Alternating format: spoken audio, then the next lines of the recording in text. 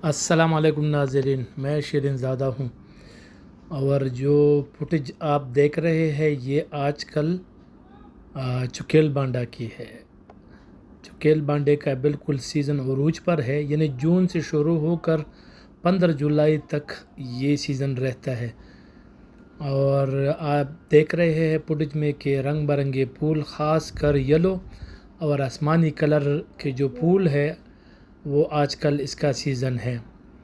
तो ये अगर आप इसमें जाना चाहते हैं तो पहले आपको मिंगवारा आना होगा या कांजू, वहाँ से फिर बहरैन मांग्याल में अपनी गाड़ी खड़ी करनी है।